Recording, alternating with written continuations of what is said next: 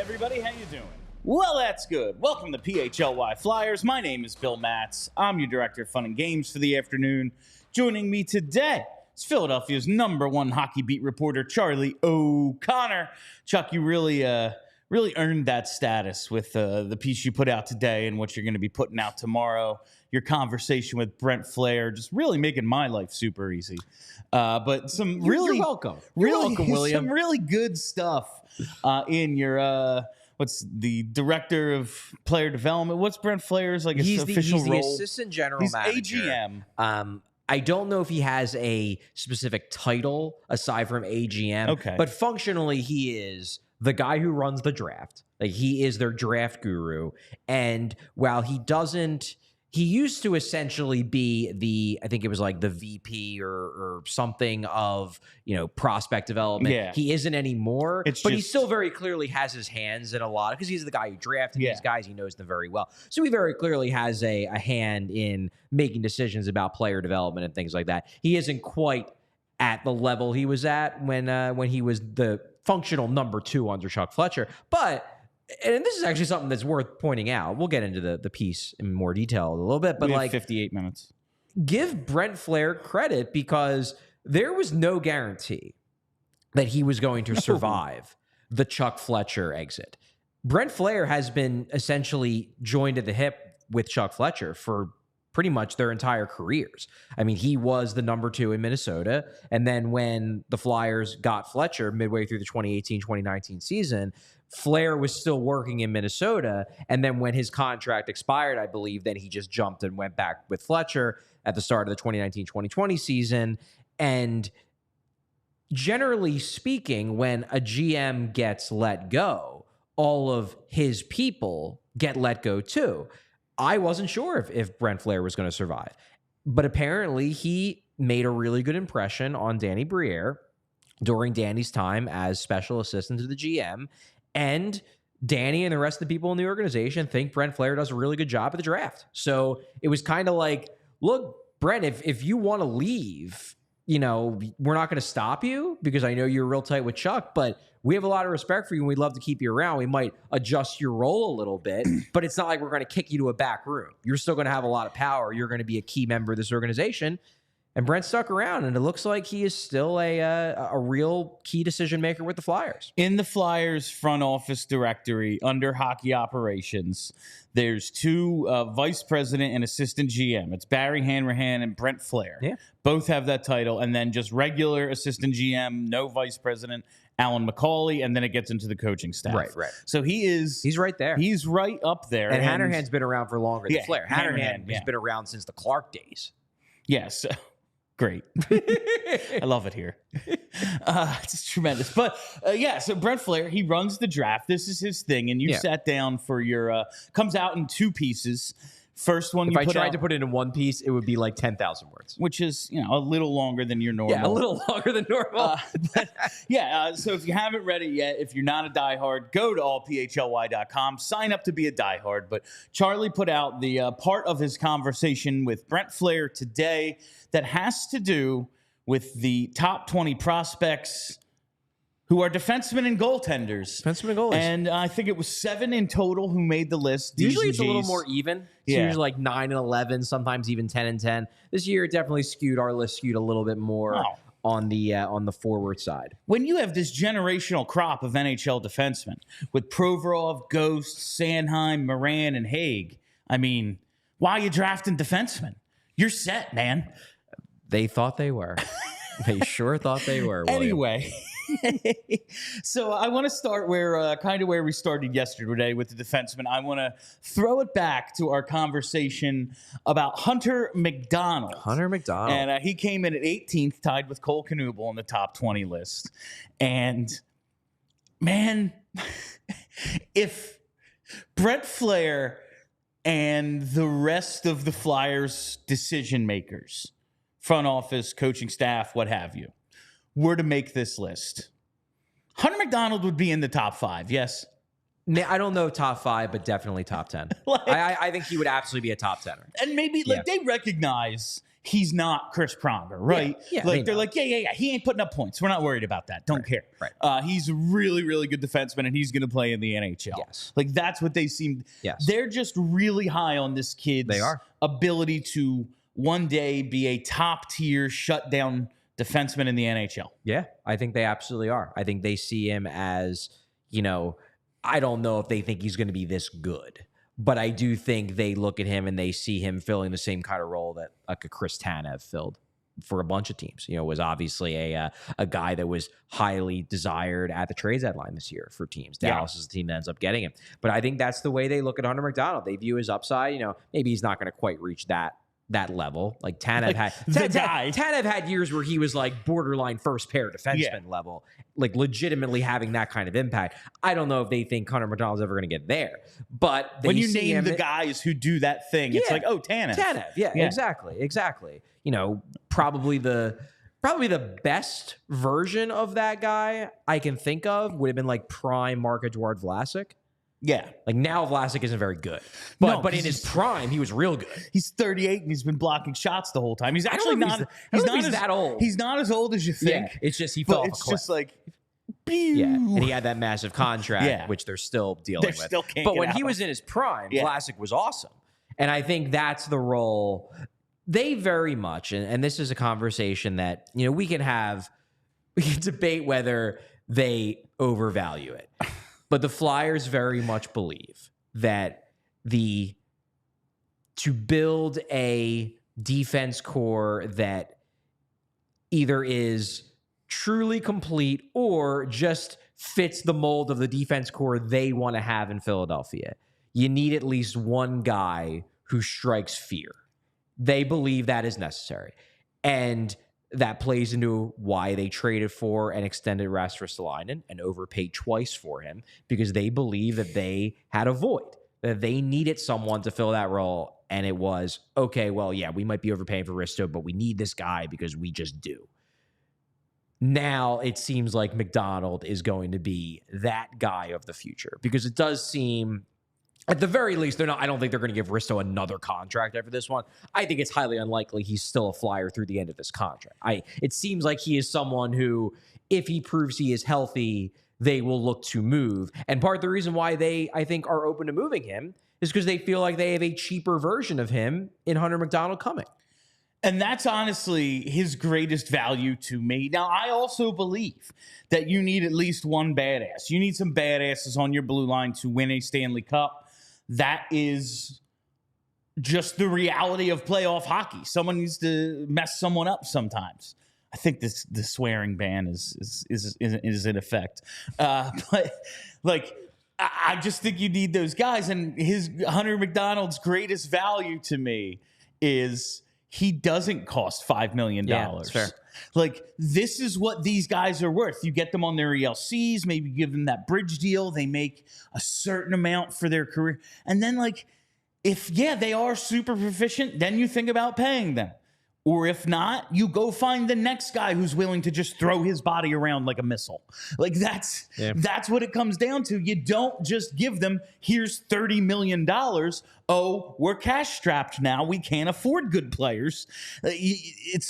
To me, his value is in he's going to fill that role and hopefully do so at a bargain price for a long period of time so that they can spend their money much more wisely than they have in years past. Because, my God, Risto is not Andrew McDonald. Like, I don't know. Is he worth? I have a hard time deciding. I would take Risto because he does. I would take the new version of Risto. He does bring, even the old one, like, I don't know, throw him on the power play, see what happens. But like, he can skate a little. He's more physical. Yeah, he's definitely more physical. He's much bigger. You get like traits, even if you don't get good play, you still get things you need, I guess. In a way. Whereas Andrew McDonald was just like out there sometimes. I don't really know what he was bringing to the table. He was a jag. It was a jag that they convinced themselves was worth $30 million. Was worth $30 million, which is still wild. But yeah, I'm obviously, I don't think there's a person alive who is as high on Hunter McDonald as people who work in the Flyers. They bubble. love him. They love this dude.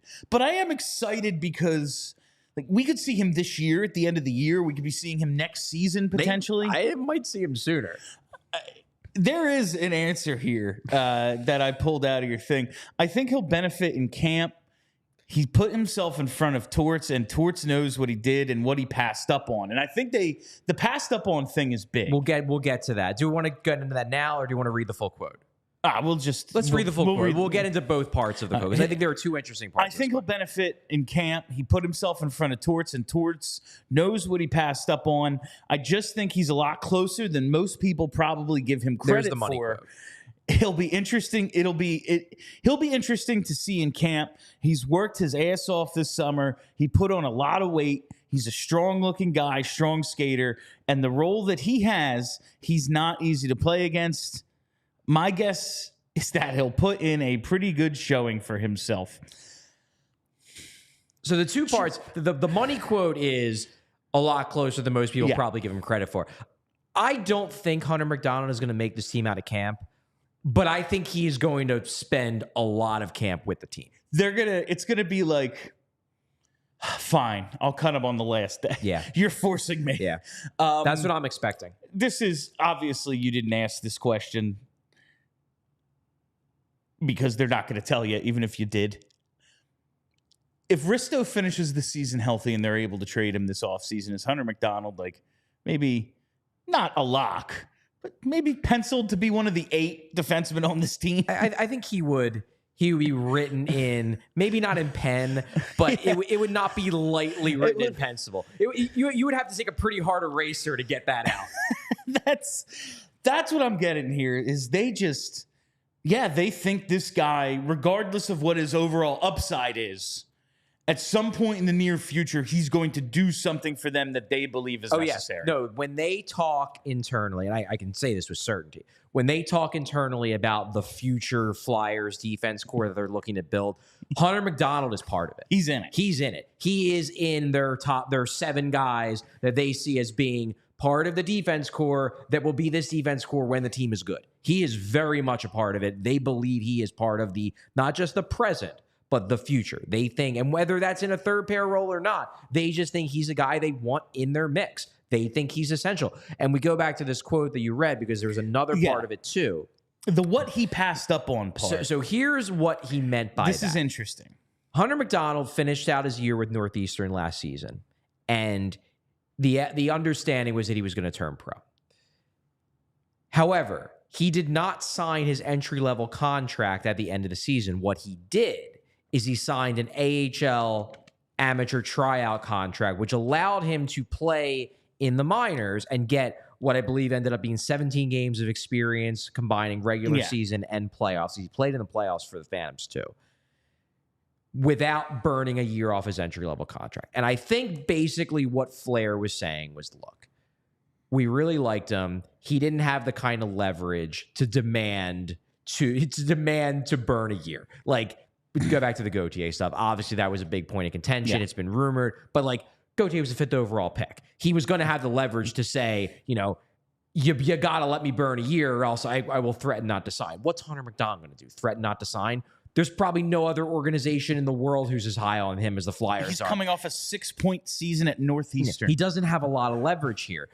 So it's not like he could have been like, yeah, I'll only sign if you let me burn a year. But he wanted to play. So his thing was, I'm going to sign this ATO, get some time, because I think it's the best thing for my development to get an early start on my professional career, even if I'm not going to be on an entry-level contract to start. And the Flyers obviously ate that shit up. And you could tell by that answer that at Flair, and I'm sure Briere, and apparently Torts, they love that mentality of, I'm going to do whatever I have to do to make an impression and put myself in position to have a good camp. I can tell you, I interviewed Hunter McDonald a couple times at development camp. He does seem like a really good guy. Like, he just seems like a good kid. He knows his role. Like, he's got that humility that hockey men friggin' eat up. Like, he seems like he's a likable kid, and I can totally see why, his attitude and mentality is very much rubbing everyone in the Flyers organization the right way. All right, that's Hunter McDonald. I am I'll tell you, it's not as if he's going to be Shane Gostisbehere out there like that sort of excitement, but I am excited to see him in camp, hopefully at the rookie games, and just like get a better grasp on what they see in him. Because like you said, they are, oh yeah, he's one of our 6 or 7. Yeah. That's part of the plan now. He's a guy, and that's the thing. Like, I came into development camp, this past development camp this summer, still very skeptical of Hunter McDonald. And I remain skeptical of Hunter McDonald, primarily because, and I've made this point on the show multiple times, while it is true that you can be a good NHL defenseman without scoring that many points, generally speaking, even the defensemen who at the NHL level don't score that many points and are good at playing that role, they scored a fair amount in the lower levels. Like we mentioned, Chris Tanev. They adjusted their Chris games. Tanev, in his freshman year, his only college season for RIT, scored, I believe it was 28 points in 41 games. Hunter McDonald played 2 seasons and didn't exceed 28 points. So generally speaking, Hunter McDonald, he had 20 in 2 NCAA seasons. Yeah. So generally speaking, players with his statistical resume do not pan out. The odds are against him purely by the numbers. What I will say, though, is that he impressed me at development camp. You can see the physical tools. He is more mobile than I expected him to be. He can skate pretty well, especially for someone that big. He's ripped. He's physical. Like when he challenges a guy, he erases him. You can see why they like him.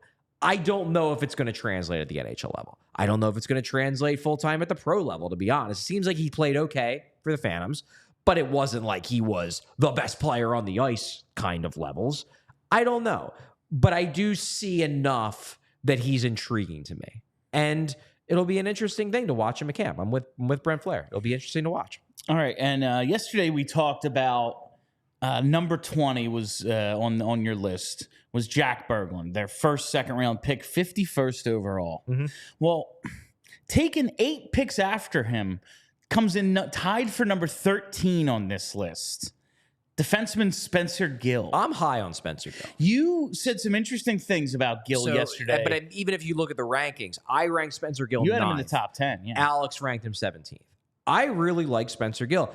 And part the reason why I like him is because of his place in the Flyers prospect pool. You mentioned this yesterday. I pushed back a little bit, but it is fair to say that this Flyers prospect pool lacks high-end guys. Obviously, Matvei Michkov qualifies 100%. You can certainly make the case that Lushenko and Bonk are at the very least on that B+ level. They are the kinds of guys. I was actually having a conversation with someone on Twitter about this. They're the kind of guys where either one of those players, based on what the going rate has been in big trades, either of Bonk or Lushenko could very well be and are of this level. They could be the centerpiece of a trade that brings back an impact player. Like I'm thinking like Peyton Krebs was the prospect centerpiece of the Eichel deal. Muka Madulin was the centerpiece of the deal that sent Timo Meier to the Devils. Like both those guys are on that level. Yeah. No, they're not Michkov level. But you can make a deal for a 1C that hits the market with Jet Lushenko as a centerpiece, with Oliver Bonk as a centerpiece. You could do it. So they got those 2 guys. Beyond those 3, then it falls a little bit off a cliff. You don't have guys who you're like, man, they look like they are pretty, not locks, but you don't have to squint to imagine them being in a top half of the lineup role at the NHL level if they hit. What I like about Spencer Gill, in my mind, is that he's a big swing on a guy who could be that.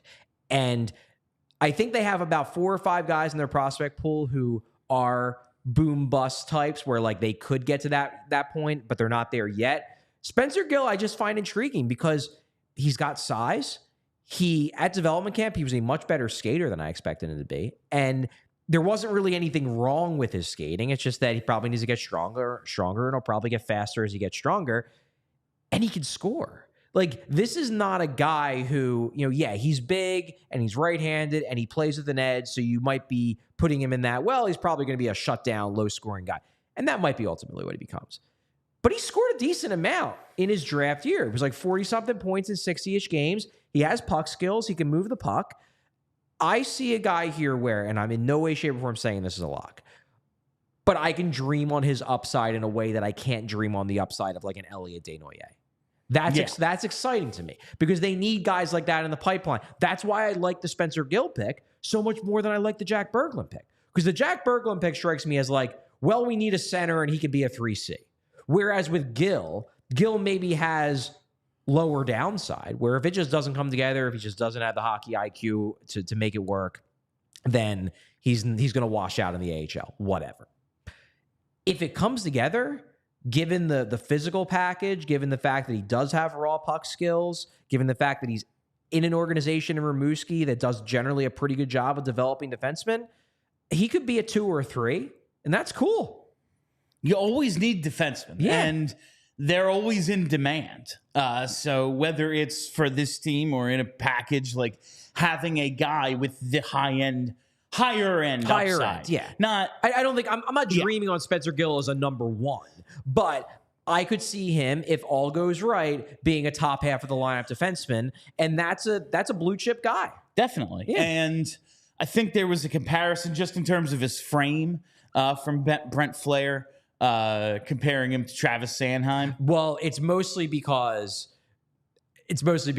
Sanheim, when he got drafted, was so skinny. Skinny as a rail. Yeah. Spencer Gill is so skinny. But he needs to bulk up dramatically. 6'3", 6'4". Got the frame there's something there. Keep the weight on. There's something there to pack on Exactly. And when I see big and plays with an edge, I think, man, I'm not the biggest Travis Sanheim fan in the world. We've established that. Mm-hmm. But he's pretty good. Yeah.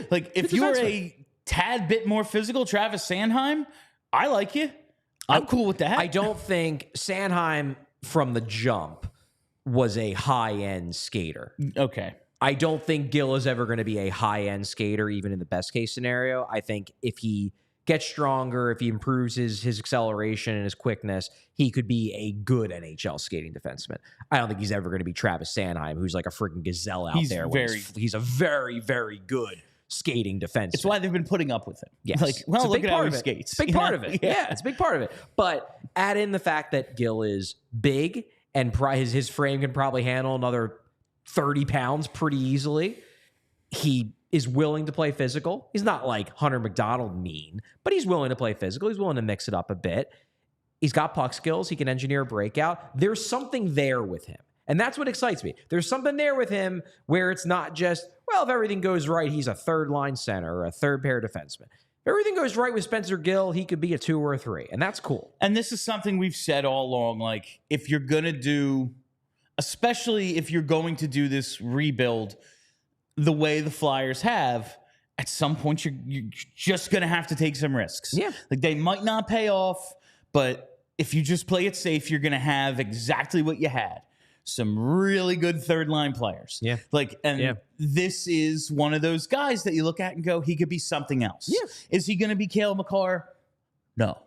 And chances are, no, because no one is. And chances are, because of the way that prospect development goes, most likely Gill is not going to make it. There's a reason why I don't evaluate him as a blue chip prospect. There's a reason why he slipped to the back half of the second round. Most likely he's not going to make it. But there's certainly a non-zero possibility he does. And there's a greater than 10% chance possibility that if he does hit, he could be not just a replacement level third pair guy, but an actual guy you are excited to have in the lineup. All right. Before we go any further, I got to tell you, man, today is one of those days kicking my ass. I need to visit my local Rite Aid. You might be able to hear it in my voice today because fall allergies are here. We know they can begin as early as August and last into November. Well, it's September 4th. They're here. What causes the fall allergies? We know it's the ragweed, it's the mold, plants like sagebrush, tumblewood, that dreaded pigweed, plus dust mites, and your pets, dander and fur. All those things contribute to fall allergies. How can you take care of them? Well, there's a few preventative steps you can take. First, go to Rite Aid Rewards. Sign up for Rite Aid Rewards emails at riteaid.com/rewards to receive email pollen alerts for your area. Maybe on days where it's hot dry, keep your windows closed and run the AC.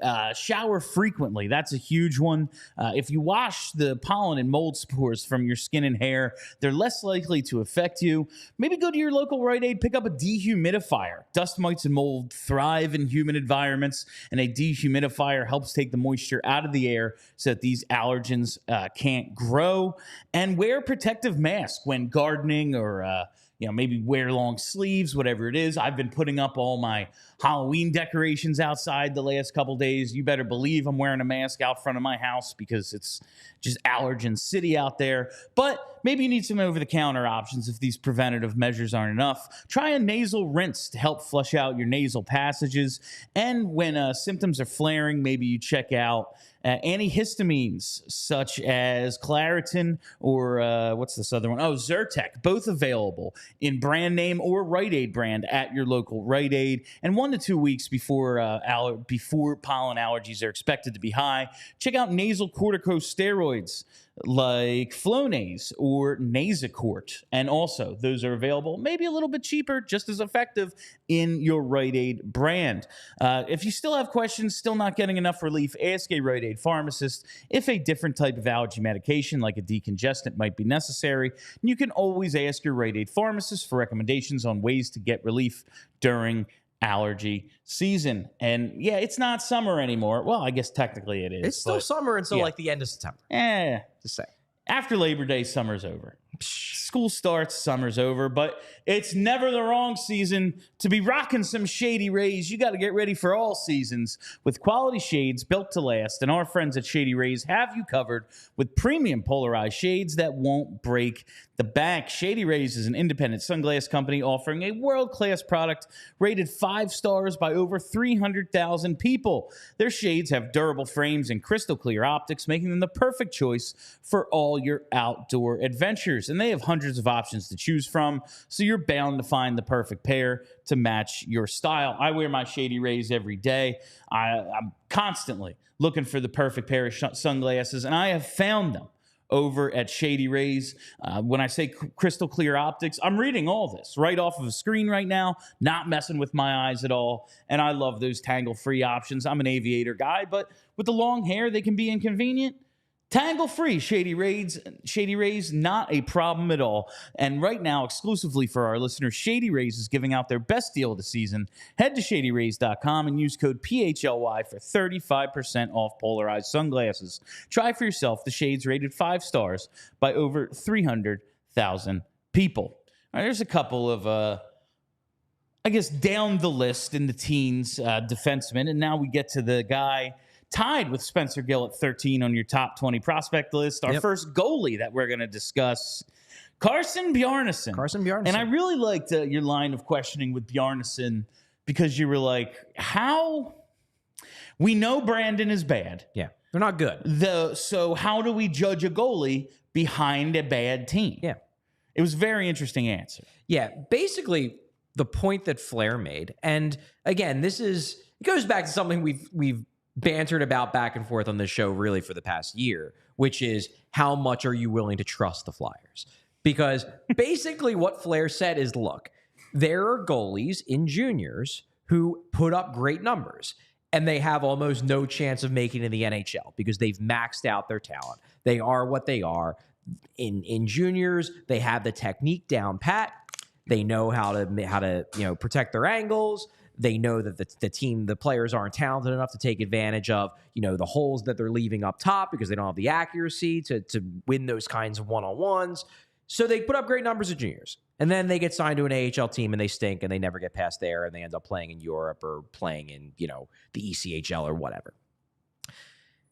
What the Flyers are doing with Bjarnson is they're taking a guy who they think has all the tools, who they think is coachable, and they believe that over time they can mold him into a legitimate starting caliber NHL goalie.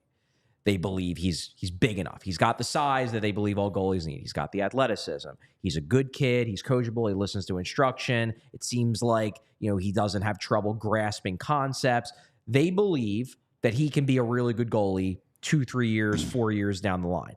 So for them, they're not as worried about the fact, or they claim not to be as worried about the fact that in Brandon, in the WHL, his numbers ain't that great. He's not performing at the level that you would expect a second-round pick goaltender, which is like pretty high pick for a goalie. They don't usually go in the first round anymore. If you're taking a goalie in the second round, you're real high on him. That's where they got Carter Hart, and it was like, oh, this guy's going to be an NHL goalie. Yeah, he's the future. And he basically was the future. He was the present until last year. Yeah. But point being is that they think they can turn Bjarnson into a legitimately good NHL goalie, even if he's nowhere close to that from a technique standpoint and a consistency standpoint yet. Do you trust them? That really just comes down to how you feel about the Flyers and how you feel about whether they've actually improved their developmental processes. But that's the justification for Bjarnson. They believe in the upside. And I've talked to enough people around the hockey world that they think he is a high upside goalie. They think the talent is there. Will the Flyers be able to pull that talent out of him? It remains to be seen. But again, that just comes down to how much you trust the Flyers. I will say, while a lot of their, obviously, the player development has left a lot to be desired from the previous wave that put us in the situation we're in now, rebuilding. The goalies that they've put into the league, pretty effective. I mean, Stoley, pretty good. Alex Lyon, pretty good. Carter Hart was pretty good up until, him potentially being, he was charged with heinous crimes. Yeah. We'll see what happens from here. But he was clearly a good starting caliber NHL goalie. They've had decent success. Sam Ersson, I don't know if he's a number one. We'll find out. But like a lot of what I saw last year is at least a quality NHL player. It's an interesting point you make about the fact that the Flyers they've done all right. They have done a good job at the very least identifying guys who are NHL caliber netminders. Now, they haven't unearthed a truly great one yet. Maybe Carter Hart would have eventually become one if everything that happened didn't happen. We don't know. But they haven't yet unearthed a great one. But they have unearthed quite a few solid ones. Yeah. I'm excited, and I liked the answer about, because it was similar to, some guys max out, and you asked about the World Juniors. Like, well, do you think Bjarnson should make Team Canada? He's like, well, listen, first of all, it's Canada. Second, for defensemen, forwards, it's a top prospect tournament because most of these kids, they're 20 years old, they could probably be playing in the NHL. Yeah. That's just not the way it is with goalies. Yeah. So for the most part, it's we're taking the goalie that can win us this tournament right now, win a juniors tournament, not be an NHL starter in 5 years. And those two things are different. And it's just a matter of the positions are different. You have to look at it that, but they think his chances are decent. I think they're hopeful. What I can tell you about Bjarnson, and maybe this speaks to the instruction that he got at development camp, I don't know. I didn't think he looked good at all at development camp. He was real bad in the scrimmage. He did not impress me much. I don't pay too close attention to goalies during the drills because my thing is I'm focused more on the skaters, and also sometimes it's hard to even tell which goalie is which because they don't really have the names. They just have the helmets. So unless you memorize the helmets, and I'm not a goalie equipment person. I know some people are. Have fun, guys. I don't care. So I'm not a goalie equipment person. It doesn't register in my brain. I do pay attention to them in the scrimmages, and he was real bad in the scrimmages. That said, then about a month later, he went to Plymouth for the World Junior Summer Showcase, and by all accounts, looked real good. So maybe he picked up on the things that the developmental staff was telling him at Dev Camp, worked on them for a month on his own, and then hit the Summer Showcase and build on it. Maybe he is trending in the right direction. And maybe this season, if you look at his numbers, they're not going to be that great because Brandon still stinks. That's possible. But maybe he is trending upwards. I'm not willing to rule out the possibility that Bjarnson will eventually pan out. I'm a little more skeptical than I am of some other prospects. But to me, Bjarnson is in that Spencer Gill, Alex Chiernik range of guys where you're like Alex Bump, guys that, most likely they're not going to pan out because most non-blue chip prospects don't pan out. But if they do pan out, Massimo Rizzo's another one in this group. If they do pan out, they could be guys you're legitimately excited to have in your lineup, not just filler. I like Elliot Desnoyers a lot. I think his ceiling is lesser Scott Laughton. Whereas if Carson Bjarnson pans out, he might be a starting goalie. I don't think it's likely because He's not a blue chip prospect, and most of the time those guys don't pan out. But he has the upside to be a guy who you are excited to play every night. That's why I chafed at the argument that the Flyers only have bottom 6 players. They have a lot of them, yes. They have Cole Knubles, to be sure. But they have this mid-tier of guys where they maybe don't have a high likelihood of making it, but if they make it, I think they could be middle to top half of the lineup guys. And that's when it gets back to having some level of trust in their ability to develop some guys. Because, man, as much as I want to blame the drafting process of Ron Hextall, there's just no way they missed that many times. Like, at a certain point, you like... blind squirrel. Yeah. You would think some of those dudes, and yes, that was part of the philosophy. That was part of the Hextall idea was, well, we get all these guys. Some of them are going to hit. No. And it turned out like only the guys at the very top did, and they didn't even hit what we perceived as their full potential, and none of the guys in the middle and bottom did. Only none of them did. One guy that did immediately got cancer. Yeah, what the hell? Like, sometimes you just have to go, unreal. Maybe there is a God and he hates us. Unreal. But yes, and that's kind of just where we are now, that middle group of guys. Maybe they are something. All right, Charlie, I think when I put on Twitter the reason, like what we're doing today, defensemen and goalies, this is the one everyone's... I mean, yeah, like Oliver Bonk is interesting, but we kind of know what's going to happen with Bonk probably. Yeah, it's probably going back. Yeah. Andrae, we've seen, we're excited about one day. Maybe he, has a great camp. He's in the mix. Yeah, he's in the mix. But again, they have like 7-8 defensemen already. Right. Alexei Kolosov is the guy. Like, he's the number one. I think he was the first storyline on a Flyers Daily today. Martinez did like his top, I think, 10 storylines going into training camp. Okay. And his number one, like the first thing he said was like, well, is he coming?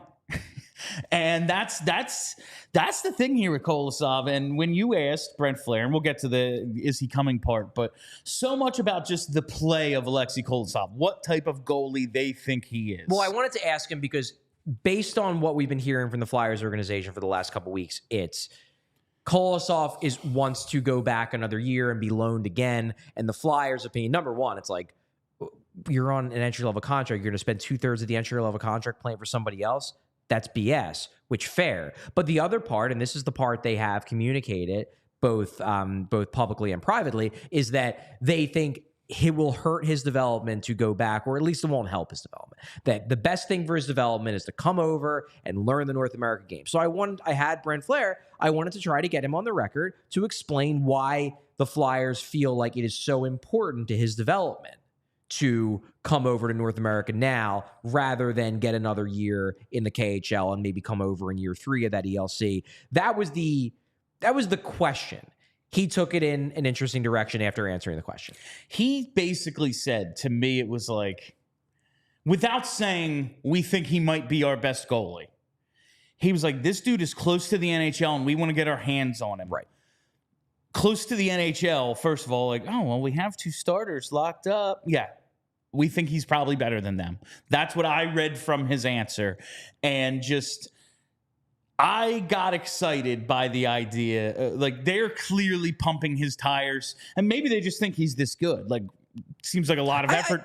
Seems like a lot of effort to put in for a guy you don't think can play. I've said this about John Tortorella when John Tortorella did his thing about the Gauthier Hayes stuff. I was like, it's possible for something to be both sincere and calculated. Yes. I think this respect for Kolosov as a prospect is sincere, but it is also calculated. That they're putting out in public about how great they think he is. Very complimentary, very high on his NHL upside, very high on his timeline to the NHL, given, everything works out contractually. So you asked, can you reveal any new information regarding Kolosov and whether he'll be coming over and attending camp this month? Yeah, I hope so. I know Danny and his agent have spoken the last few days. This was last week. So we'll see where it goes. Yeah. That is a very non-committal maybe. Here's what I'll Possibly. say. Here's what I'll say. And I don't know one way or the other whether Kolosov is going to show up. What I can say is that he isn't in KHL camp. So that seems like a good sign. If he was really dead set on doing this, I'm staying in Minsk, I'm staying in Belarus, staying in the KHL, you would think he would have been even if it was a informal participant in their camp. He apparently isn't. He's not there. So I don't think the door is anywhere near shut. What I'll say is that when I went in this line of questioning with Brent Flair, I was expecting him to no comment me. I really was. I was expecting Flair to be like, sorry, I can't answer any questions about this. It's an ongoing situation. That was more or less what he did a lot of when I would do the series with him about Michkov before everything. I'd be like, Brent, I got to ask this because I wouldn't be doing my job if I didn't. Any way you can get him out of this contract early, and it would be no comment. I remember you telling me at the time, it was like, listen, man, I asked. Yeah. But like, he's not going to say. Yeah. Even if he knows, yes, they don't want to. And that's not what he said here. He was willing to go on the record, and in two answers that he easily could have no comment at both, I thought it was interesting. He gave legitimate answers to both. It leads me to believe that, while I don't think they know for sure whether he's coming or not, I think they are at least hopeful. I think that they do not believe the door is shut on him showing up for camp, which is going to be next week. Can we, it's just, we got Zamula, we got Michkov, we got Fedotov. They're all hanging out. They're in hot tubs in the Rocky Mountains. They're at the U.S. Open. It seems like fun, dude. Maybe you want to join your countrymen. Come have a good time over here. There's a lot to see and do. Mishkov's in New York, seeing Times Square. I bet you could use a pal. This is them being so high on him. Like, this was, to me, Kolosov is like, well, here's another loss. Then we're just taking another L on this one, and maybe it was out of their hands. There's nothing he could do. He's just a kid who feels the way he feels. But now that, I'm reading Brent Flair say, oh, we like him. We think he's close to the NHL. I'm like, well, get him here then. And I am very much looking forward to the first day of camp when he just shows up. Like, that's going to be so It nice. would be the funniest outcome. The funniest way to resolve this is if he shows up and then gets up in front of the media and just lies to everyone's face. And it's like, no, I was always coming. I don't know where these rumors came from. And everyone knows it's BS. He has a flyer. But it would be so fun. He has a brand new Flyers tattoo. Across his chest. Yeah, so that's the Alexei Kolosov thing. And we just won't know until it happens. That's what it's coming down to, is camp's going to open. Well, I would assume if he flies over here, probably someone, whether it's me or another one of the beats, is going to find out in some way, and then it'll be reported. I don't think it's going to be like, oh, we walk in on the day one, and it's like, well, is he here or is he not? I think it'll probably be out before then, but it might not be out a lot sooner. Is it going to be like Dev Camp, where it's like, well, he has a plane ticket. The flight took off. He ain't on it. Oh, my God. What a mess. This organization, man, how are we going to do a show every day? How do we not do 2 shows a day? Exactly. Sometimes I really wonder. Before we get to the rest of the goalies and defensemen today, I got to tell you, this is going to be a fun event coming up. It's approaching. It's approaching soon. In fact, it's this weekend. The TrueMark Pickleball Tournament. TrueMark Financial Care Foundation is hosting a charity pickleball event to raise money for financial education in our local communities. I tell you all the time about how TrueMark Financial Credit Union, the big plus of going with a credit union like TrueMark rather than one of the big banks is that they are members of the community and they're here to do the job for the community. This is one of those things. Financial education in the local communities. Who doesn't need that? Well, they're going to be providing it, and the way they're going to pay for it is with charity events like this pickleball tournament.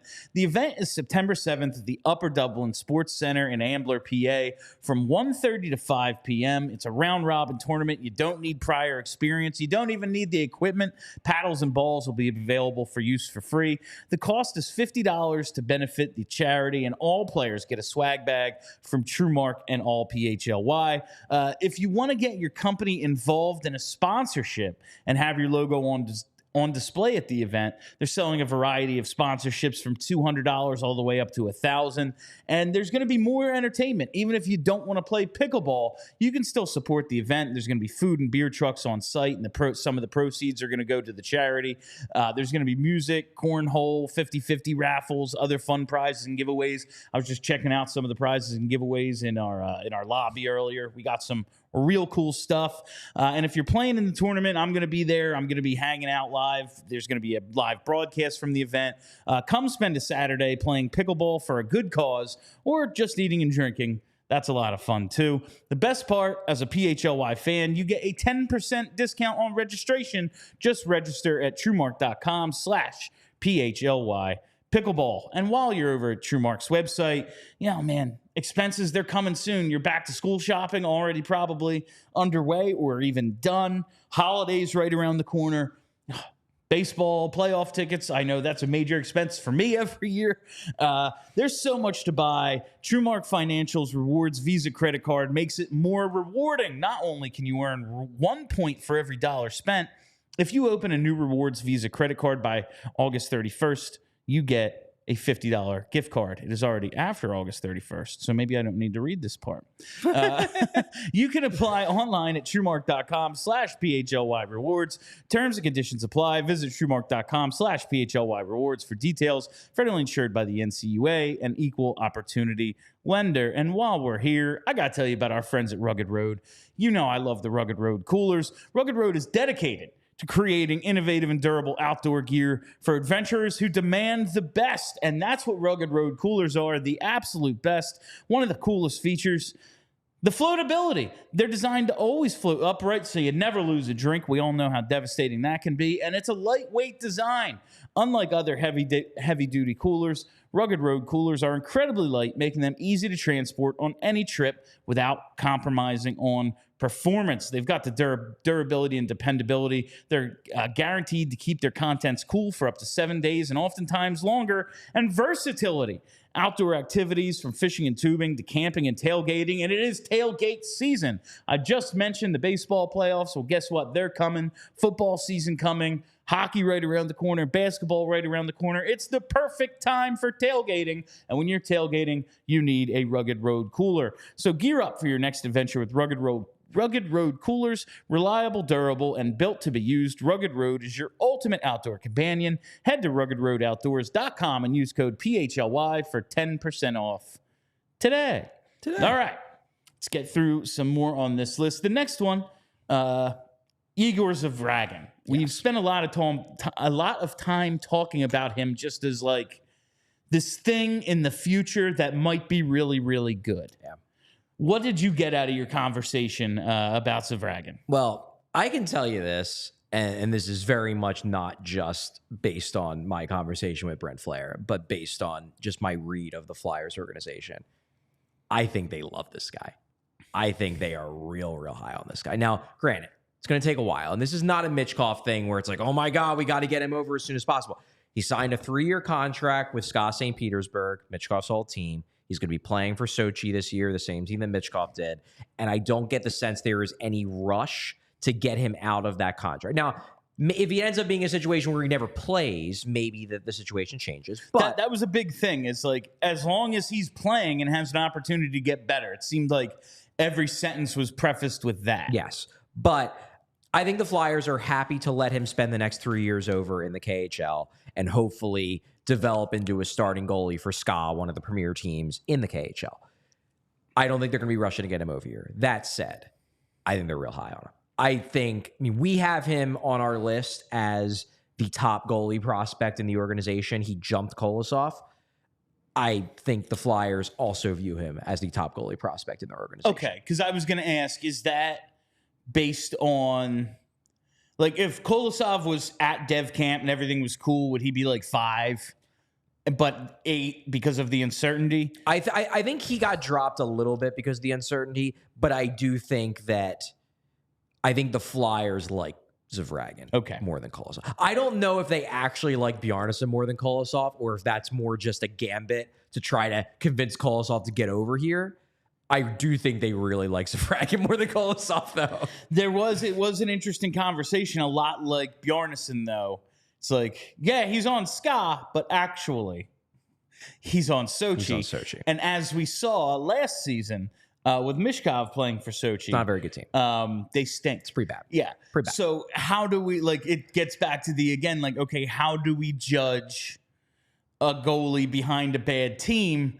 And I really just liked his answer of, well, he's going to see shots. Like, he's certainly going to, if he's in net, he's going to have plenty of opportunity to learn. That's basically the gist of it. When we did this interview, I was asking the question about Sochi and about how it's obviously not a top tier team. And I can't necessarily put this in a story because you can't necessarily type this out in a way that's clean.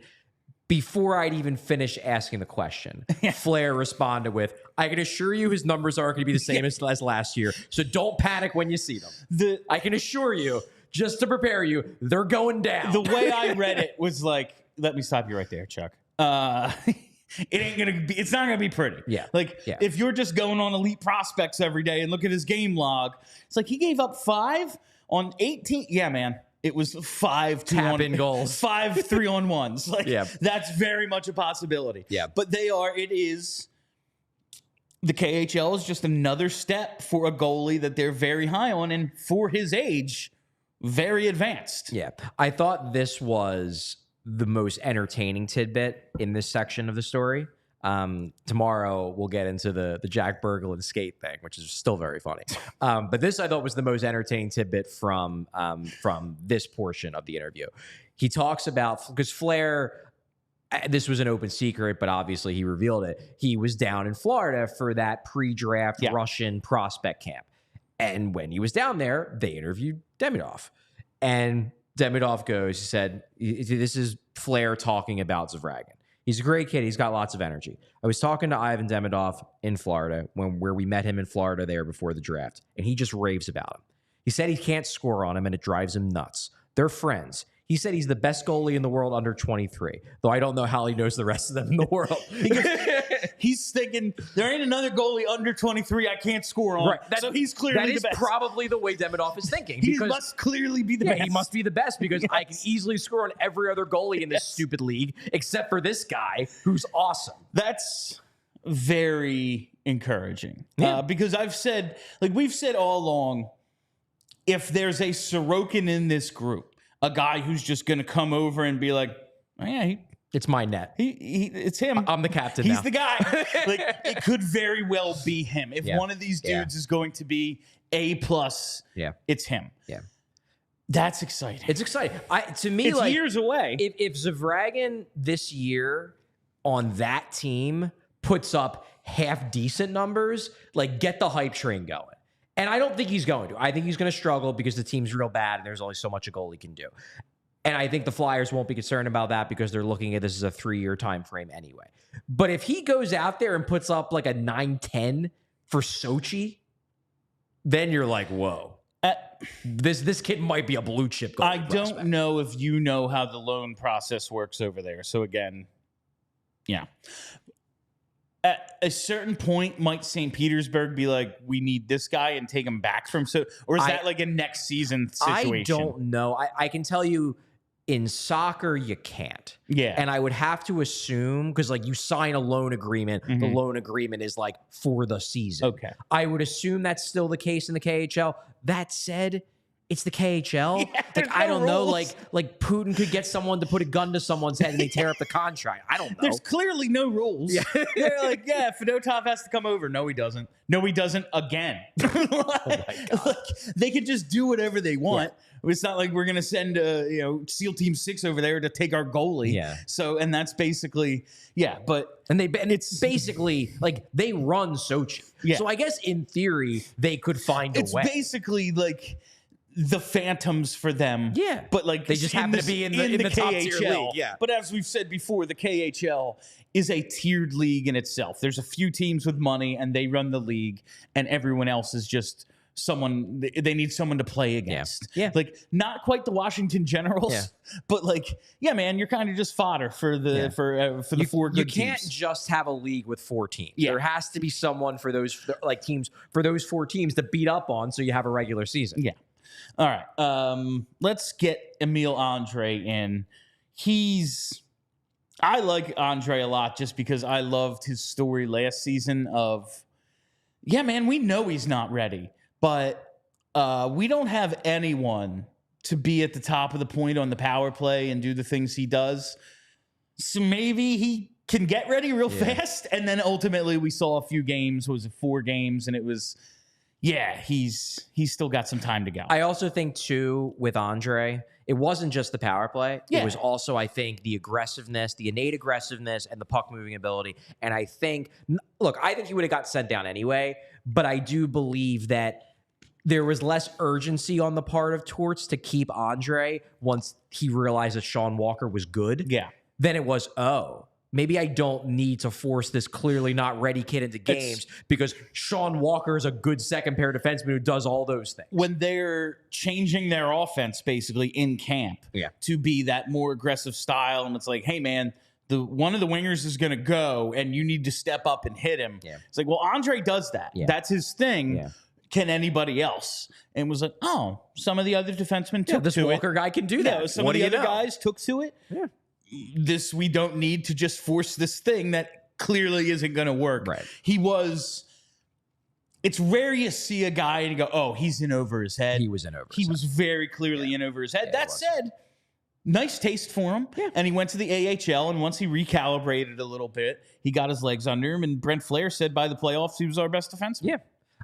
I had heard some rumblings this summer that they were a little annoyed that he didn't come back over this summer. And I thought I got a hint of that in one of Flair's answers in this, where it was basically like, hopefully he'll come to main camp in good shape. That was a little bit of a red, not like a red flag, but just a little siren was like, they would have liked if he would have spent some time here this summer. And it's like, maybe to me, that done answer, development camp, even though he didn't necessarily have to, but say, I want to because I want to put the good impression on everyone. And to me, that's not even, we don't think he's going to. It's just like, well, we just don't know. We didn't have our eyes on him. Yeah. You know, and some other guys, we did have our eyes on, and Tortorella, as much as he liked you, he might love someone else now. It's possible. But I do think that's There's interesting. that Hunter McDonald, man. There's a 6'4" dick to play against that the coach is really, really gonna like. That said, you said Andrae in the mix. Where do you think he falls in the depth chart right now? Like, we have our 6 guys. We'll see what happens with Adard and Ginning and that whole thing. I think he's in that group. He's in that group. I would say the next. So you have what I would say is the projected 7. You've got York Sanheim, you've got Sealer Drysdale, you've got Risto, Zamula, you've got Johnson. And then Eric Johnson. Those are your 7. Yeah. I think there is a group after that, which is probably Adard, Ginning, Andrae, McDonald. I think that is the group where they're all going to get a long look. Now, how long they stay depends on how well they play, how much they impress in drills, how much they impress in preseason games, how as good shape as they come to camp in. That will decide how long they stay. But I think those are the 4 that are going to get a long look and may last through most of camp. And if a couple guys get injured, then boom, like they're it. You know, I don't think any of the 7 has a realistic chance of missing the team. The only guy who I could have thought maybe was Zamula. But with Michkov here, I think they know it's really important to have a guy, because Fedotov's Russian, but Fedotov doesn't speak much English. Zamula speaks English and Russian. Yeah. I think they know it's going to be very important to have him in the room to be translator, even just between players. Mm-hmm. You know, if somebody on the other side of the room yells something to Michkov and he doesn't understand, Zamula can say, oh, he said that. Boom, done, easy. And we are going to get to Oliver Bonk in a second, but if you want to, like, where is this list from? Where can I find this conversation with Brent Flair? I want to read about the defensemen and goalies today. I want to read about the forwards tomorrow. You can do it all by signing up to be a PHLY diehard. And we would like to take this opportunity to thank everyone who's already signed up to be PHLY diehards. We couldn't do what we do here without you, certainly. And certainly here at PHLY and throughout the All-City Network, we thank our diehards. But I'm looking forward to seeing what kind of steps Andrae takes, and just what kind of assertiveness he has, what kind of confidence he has after getting his little taste and after getting a full year in North America. He's one of these guys who might be something. We don't know quite what, but I would put him in that tier of he's interesting. I like the skill set. I've always liked the skill set. I said this on a show earlier this summer that my expectations for him, I've recalibrated them a bit, because my thing going into last year was it was in the realm of possibility that he showed up and was just awesome right off the bat. And then I was thinking oh man, maybe he could be like a number 2, number 3, that hybrid, fringe guy, kind of like Sanheim is. Maybe that's his ceiling. The fact that he didn't make it work in the first year, it just has me lowered a little bit. Now I'm thinking that his best case scenario is probably good second pair defenseman. Still will be a darn good outcome, but I've lowered my plausible ceiling because he had an opportunity last year and he showed he wasn't ready. Doesn't mean that I think he's a bad prospect. It just means I think maybe a little bit less of him this time, as opposed to what I thought of him at the beginning of September of 2023. Finally, the final defenseman on the list, coming in at number 3 overall in your top 20, Charlie. Oliver Bonk. Is he going to get a 9-game tryout? I'd be surprised. Brent Flair did not rule it out. He basically said, hey, we'll see how he does. But he also, I think the money quote here when I asked him that, the end one, was, we'll see where it goes. He's still 19 years old. That tells me probably not. What I've heard is that Torts really likes Oliver Bonk. I have a suspicion that John Tortorella would not have a problem if they gave Bonk an audition. I don't think the Flyers are into giving him an audition. And I do think part of it may be the Andrae thing, is that Andrae got that early look. Again, he was a guy that I think Torts wanted to get the early look. He was in over his head, and then it took him a few weeks back down in the minors to sort of get his head back screwed on right and get back playing the way he should. I don't think they want to do that same thing to Bonk. I think they want to have Bonk at camp for a bit, to be sure. He might stay longer at camp than most of the junior guys do. I think they're going to send Barkey back early. He might get a preseason game, same thing he did last year. But I think they'll send him back pretty early. Bonk could stay longer because they want to get a longer look at him because the coaching staff likes him. I would be very surprised if he gets the 9-game audition. I guess, again, and I said this in our Discord this morning when people were talking about might this guy make it? Might this guy make it? The wild card is always injuries. If a bunch of guys on the back end get hurt, maybe they say, hey, Bonk's the best performing guy. Out of that group that I just mentioned, the Ginning, Adder, McDonald, Andrae group, if Bonk outplays them all and 2 guys that are projected to be starters get injured, maybe he does get the audition because Torts is like, hey, I'm in the business of winning games here. Yeah. You're coaching me to win games. This guy helps me win games the most. You got to give him to me for a couple weeks. Maybe they do it. But barring a bad run of injuries in camp and preseason, I think they send him back right away. I think they send him back to London and say, just kill it down there for a season. You're going to be one of the big minute guys on the Canadian juniors team, World Juniors team in December and January. You're going to be a key guy on one of the favorites to win the Memorial Cup again in London. Just dominate. We're just going to puff your tires up all year. Everybody's going to be telling you how great you are. You're going to be able to make all these, big plays because you have all the confidence in the world. Just do that for a year and then show up to camp next year and, hey, maybe you make the team out of camp next season. I think all that was cool, and they're like, yeah, maybe. But we talked about in the past, at development camp, Bonk was asked, hey, he was like, I'm going back to juniors. That's pretty much what's happening. And while that's in all likelihood the outcome, they don't want him thinking that. No, they don't. They want him pushing. They want that group of guys all pushing each other to see if they can oust one of the 6 or 7 who are locks to be here in all likelihood. But I think the most encouraging thing I read was they are not like fooled by the offensive numbers.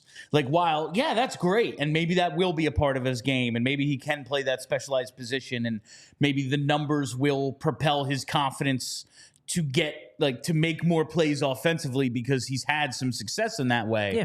But ultimately, we know what he is, and he's probably not going to play the bumper in the NHL. So, like, those numbers might not translate. And they weren't like, oh, my God, yeah, we have this guy who's going to be... He's going to be scoring 50 every year. Yeah. This is why we didn't take Zeev. Like, that's like... Yeah. They didn't make that argument. They didn't have that sort of thought process. And that's good for a team that I think has been delusional in the past about some of its prospects. Yeah. I also think, too, that if you look at the back end this year in the NHL, and again, fingers crossed with injuries, I think they look at the big project this season on defense in the NHL is Drysdale. Like, that's going to be the developmental focus for Bradshaw and for the coaching staff.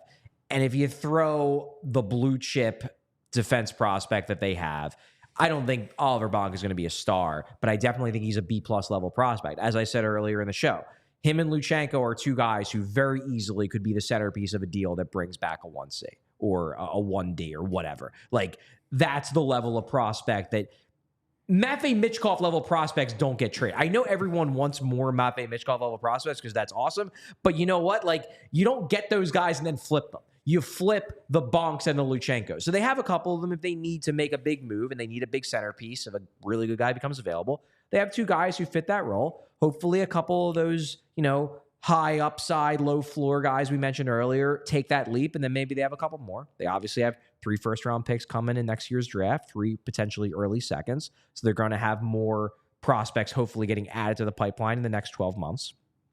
Point being, though, is that I don't know if they want to be simultaneously trying to crack the Drysdale code and also find ways to integrate a probably too young defenseman into the NHL. That's a really good way to put it. And that is all the time we have for you on PHLY Flyers today. No super chats, so we'll just wrap it up now. Thank you all for listening. Thank you for hanging out. If you haven't already, you got to hit that subscribe button. Follow us right here on YouTube. Make sure you have that reminders bell set so you never miss a live show. We'll be back here tomorrow at 1. Talking about the forwards in the top 20 prospect list and Charlie's conversation with Brent Flair about said forwards. Follow us on Twitter at PHLY_Flyers and follow the podcast wherever you get those. Just search PHLY Flyers. All right, that's it for us. My name is Bill Matz. That's Charlie O'Connor. Until tomorrow, you stay loose and sexy, Philly. We all silly like the mayor.